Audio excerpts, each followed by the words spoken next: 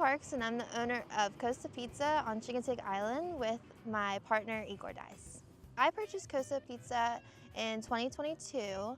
I always tell everyone that it was kind of like a right place, right time moment. It was kind of fate that made it happen for us.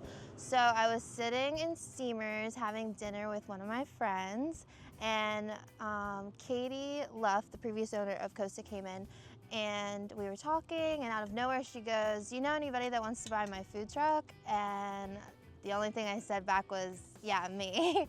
And that was in February or March, something like that. And then 2 months later, we got a contract written up and Cosa was signed over to us in May. So it worked out pretty fast. My favorite part about owning a business on Chincoteague would probably be the relationships I established with my customers, locals, or visitors that come for vacation. I like to hear about their families, and I like to see them out at Lake Chincoteague when business is over with and I've closed doors and I get to go out and enjoy, conversations with friends. And then I see customers out there and I get to hear about their families and their experience on the island, their experiences at Cosa, how long they've been coming to the island. And then I come home and I save their phone number in the Cosa phone, so I know exactly who it is. I know exactly what they're gonna order, and it just makes them feel a little bit more like family, a little more personal, and not such a business transaction. It's more like just stopping by to see your friends and grabbing lunch while you're doing it. So that's probably my favorite part about owning a business. There's a lot of challenges that come into running a seasonal business. It really just depends on the type of business owner you are. What are your strengths and weaknesses? So the hardest part with what I went through was probably the off-season in general. So once you're jumping into a new business and starting a new business, it really just, the off-season can hit you pretty fast and pretty hard. And if you're not prepared, it's really stressful, and it's a new adjustment. So it's hard to really figure out almost your budget and where to move money to, how to continue growing your business and drawing people in for the off season, but also making sure that you're safe for the winter months and you have money to get family Christmas presents and things like that. So it's pretty hard to just set those boundaries and set those budgets, especially the first year, but once you got it, it's good as gold, So it takes it's an adjustment period. I have a lot of memorable moments for sure in this truck. I call her Bertha. She definitely keeps us on our toes. But my most memorable little story was the very first day that I opened. I was planning to open. I just got it from the previous owners. We waited that year to make sure everything was perfect and set up. And it was the very first day we were opening, and I was sitting outside filling up the tank, the water tank, and I was just like, wow, this is taking forever. And I was like, I'll just leave it here and I'll go back inside and make sure everything's okay. So I went and checked on the fire or something. I'd put the water hose in the wrong location and I completely flooded the truck. It's all sheet metal, luckily, but it took us about an hour and a half or so to mop everything up, and it was completely flooded, and I couldn't open for like another hour. So that was a learning curve. I put it in the fire extinguisher part, like where you attach a hose, and we have a giant brick oven, so big fire if we have one. And yeah, I flooded the truck completely. So that was memorable. I wanted to throw in the towel that day. I'm really, really grateful. We all are really grateful to have such a passionate following on Facebook. It was honestly overwhelming. It was overwhelming, especially when we first bought it. And I remember making that very first post that we were the new owners. And I remember my friends were messaging me saying you're going Facebook viral and everybody's so excited. Everybody thought everybody thought Cosa was closed down for good. And honestly, just seeing our customers and the constructive criticism and the feedback, good or bad, and just having such supportive clients and family and friends and locals really gets you through the tough and stressful days as a business owner, because there's days, and I'm sure many business owners can agree, where you don't know how you're going to get to next week, like just mentally, you know, or budget wise, or anything really that you need to tackle, you know. And it has its good and bad days, but seeing such positive feedback on Facebook and Instagram and how supportive our clients and our fan base is really gets you through those stressful times, and it means the world. Seeing those comments and those posts has really pulled me out of some really stressful places and snapped me back into reality, and I'm really, really grateful for it. I used to classify myself as a local because I was born and raised on the mainland of the Eastern Shore, and being raised on the mainland, you know that we come back and forth to Chincoteague, we go to the beach, and we have, you know, going to each other's high school proms and just hanging out with everybody. But I've talked to some real locals of Chincoteague, and I now consider myself a come here because they would say differently. So I will classify myself as a come here, but I am a local of the Eastern Shore. To me, Chincoteague means family, it means home. And I think that a lot of people can agree with that, especially visitors. I like that. I feel like we all make visitors that come here feel like they're at a second home and they're not just on vacation and things like that. So I think, to me, it means home, and I think that it means home to a lot of people besides me. I love this question. My favorite thing to do on Chincoteague in the summertime is definitely hop on the boat or the jet ski and take it out to Little Beach, bring like a Steve sub or the grill and just camp out all day, tan and swim, and then pull the boat up to Tiki, go have some cocktails with some friends, and then go home, take that first like sunburnt shower and have a campfire. And that's my ideal summer day when I'm off from the truck.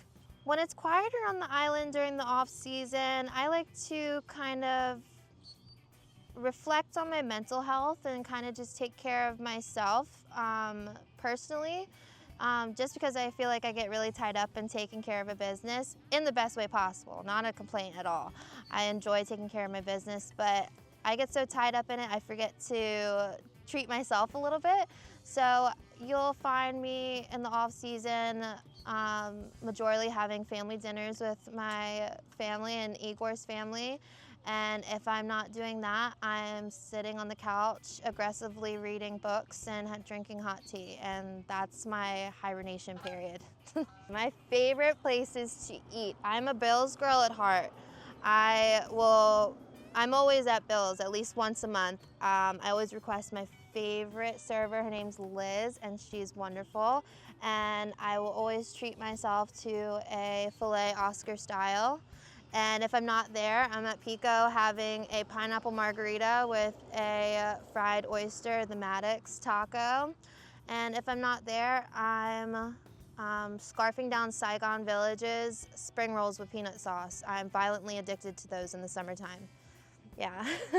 I think Chincoteague is special in a way that just makes you want to stay forever. And I think it's mostly because, like I was saying before, we have such a homey feeling, like a home away from home for guests. And I think that's the main reason that I see so many comments and posts, and I hear so much about it when people come to the window at Cosa. And like, I've heard that people buy houses here. They have been making a yearly trip since they were like 7. Or they do their family get-togethers and their family reunions here because it feels like home, you know?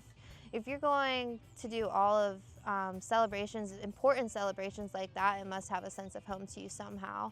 And I think that's the most important part of Chincoteague, and I think that that's hard to find other places, and I feel like we should be really grateful that people feel comfortable enough to be able to call this a second home, and I think we're lucky enough to call it our first home.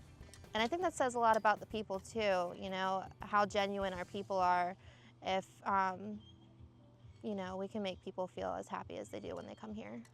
I honestly don't think there's anything that I wish that people appreciated more about the island. I have never seen a town or a community that is so dedicated to helping other people and taking care of their wildlife and taking care of their beaches and supporting groups like Chincoteague Prom and Chincoteague Pony Drill Team, for example, you know, and just the generosity that really is Chincoteague.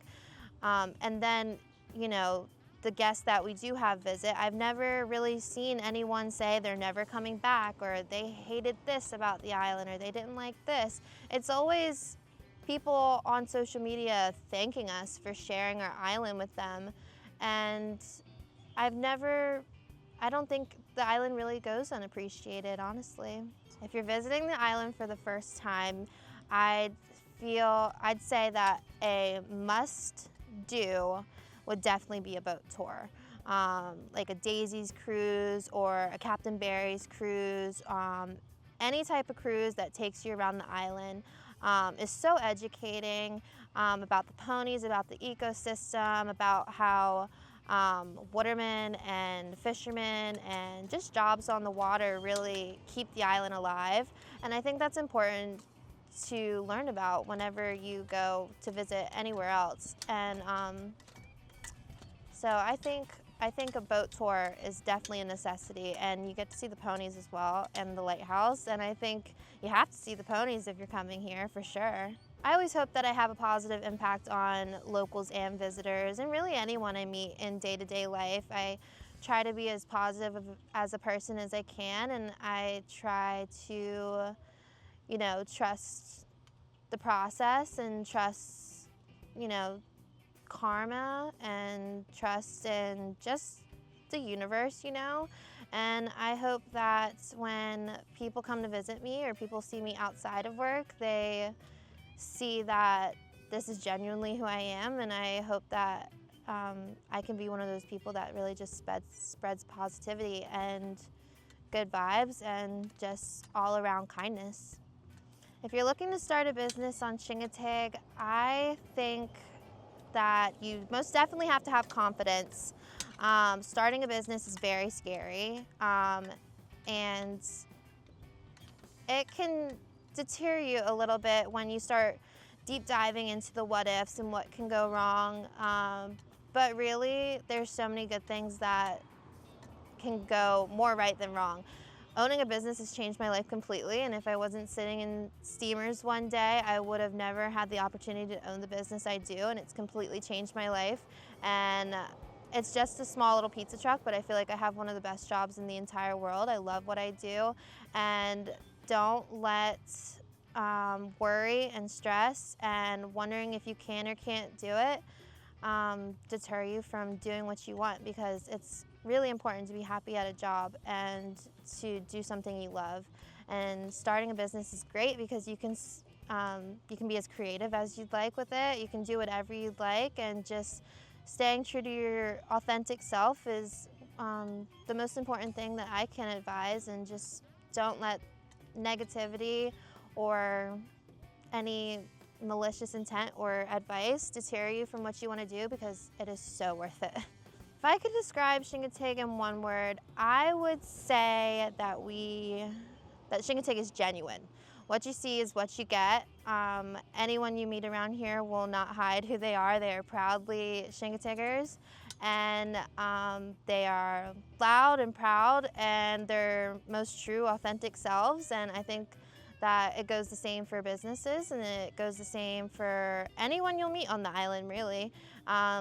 Chincoteague is very genuine, and you know, it's a good place to be, and nobody really hides anything. You know, everyone is very open for, you know, helping each other, donating, and what you see on Facebook, like people donating and raising money for the horses and raising money for, like, let's just say the the new 4x4 for the firehouse. I mean, that's real life things, you know, that's real life, and that's what everyone on the island, you know, they support one another, and I feel like that's as genuine as you can be, and I feel like that's a really huge and important characteristic to have because it's rare nowadays. So I'd say we're very genuine.